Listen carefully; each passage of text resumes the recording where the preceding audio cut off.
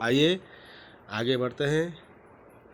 अब तक इंसानों के ऊपर अब सवाल किए जा रहे थे कि अब बताओ कि जंगल कहाँ है। उन दोनों आदियों में से प्रमुख ने विस्मय से और भय से कहा, हम सब जहाँ हैं वह भी तो जंगल है।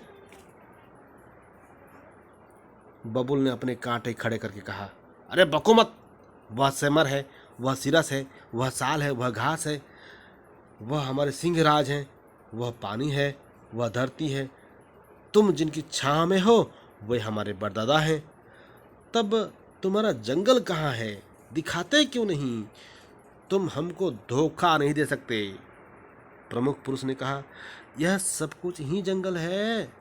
इस पर गुस्से से भरे हुए कई वनचरों ने कहा, बात से बचो नहीं, ठीक बताओ, नहीं तो तुम्हारे खैर नहीं। अब आदमी क्या कहे? परिस्थिति देखकर वे बेचारे जान से निराश होने लगे। अब वे सोचने को मजबूर हो गए कि अब हम मरने वाले हैं। अपनी मानवीय बोली में अब तक प्राकृतिक बोली में बोल रहे थे। एक ने कहा, यार यह क्यों नहीं कह देते कि जंगल नहीं है? देखते नहीं किनसे पाला पड़ा है। दूसरे ने कहा, अरे मुझसे तो यह कहा नहीं जाएगा भाई। तो क्या मरोगे? अरे सदा कौन जिया है, इससे इन भोले प्राणियों को भुलावे में कैसे रखूं? यह कहकर प्रमुख पुरुष ने सबसे कहा, भाइयों, जंगल कहीं दूर या बाहर नहीं है, आप लोग सभी वह हो, जंगल हो। इस पर फिर गोलियां से सवालों की बौछार उन पर पड़ने लगी, गोलियों जैसे। क्या कहा? मैं जंगल हूं? तब बबुल कौन है? झूठ!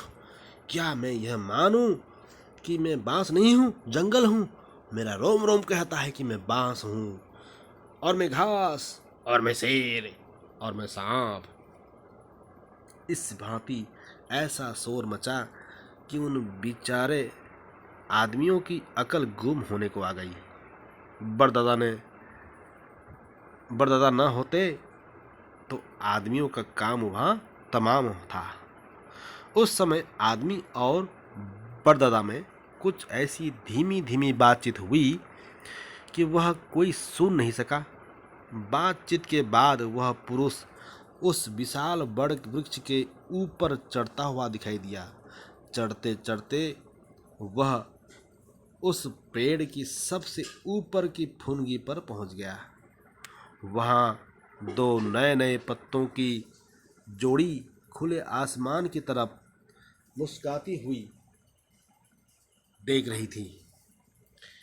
आदमी ने उन दोनों को बड़े प्रेम से पुचकारा। पुचकारते समय ऐसा मालूम हुआ जैसे मंत्र रूप में उन्हें कुछ संदेश भी दिया है। वन के प्राणी यह सब कुछ देख करके स्तब्ध भाव से देख रहे थे। उन्हें कुछ समझ में नहीं आ रहा था। देखते ही देखते पत्तों की वह जोड़ी उद्ग्रीव हुई। मतलब दो जो पत्तों की जोड़ी थी वह खिल गई, मानो उनमें चैतन्य भर आया। सचेत हो गए। उन्होंने अपने आसपास और नीचे देखा। जाने उन्हें क्या दिखा कि वे कांपने लगे। उनके तन में लालिमा व्याप्त हो गई। कुछ क्षण के बाद मानो उनमें एक चमक से चमक आए, जैसे उन्होंने खंड को कुल में देख लिया हो कि कुल है, खंड कहाँ है।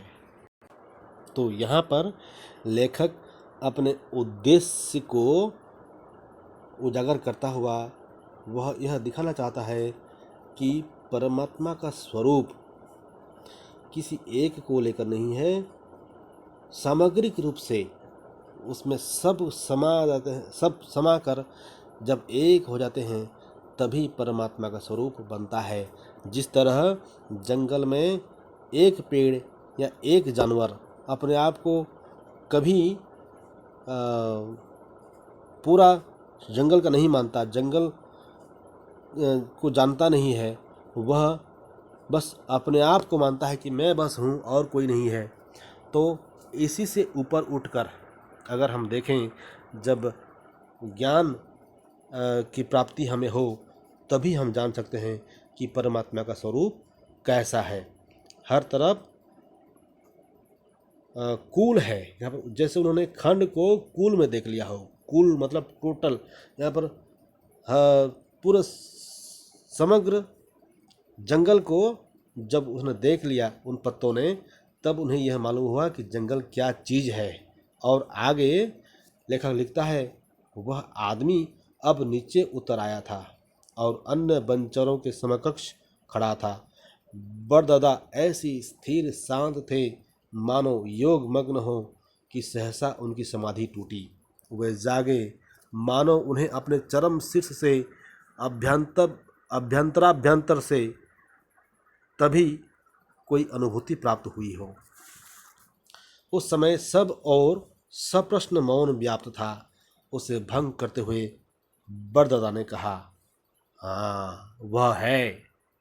यह कहकर वह चुप हो गए। साथियों ने दादा को संबोधित करते हुए कहा, दादा दादा। दादा ने इतना ही कहा, वह है। वह कहाँ है, कहाँ है? बाकी सब ने पूछा, कहाँ है, क्या है? तब बड़दादा ने कहा, सब कहीं है, सब कहीं है। और फिर हम कहाँ हैं? तो अंत में बड़दादा कहता है, हम नहीं वह है, हम नहीं वह है। यहाँ पर लेखक या कहानीकार अपनी कहानी को समाप्त करता है और अंत में वह इस उद्देश्य को पाठक के मन में भर देता है, जबकि उस कहानी को पढ़ करके पाठक भी यह सोचने में मजबूर हो जाए कि अधिकांश लोग भगवान के स्वरूप को नहीं जानते। भगवान कहीं एक जगह पर किसी मंदिर में या किसी तीर्थ स्थल में नहीं रहते। वह सामग्रिक रूप से सब कहीं व्याप्त है। परमात्मा का स्वरूप हर जगह पर व्याप्त है और उसका स्वरूप को जानने के लिए हमें अपने से ऊपर उठना होगा। जैसे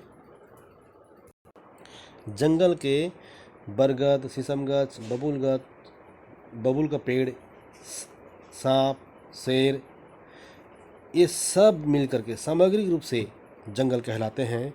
वैसे ही हम सब भी सामग्रिक रूप से भगवान का स्वरूप ही हैं, भगवान का अंश ही हैं।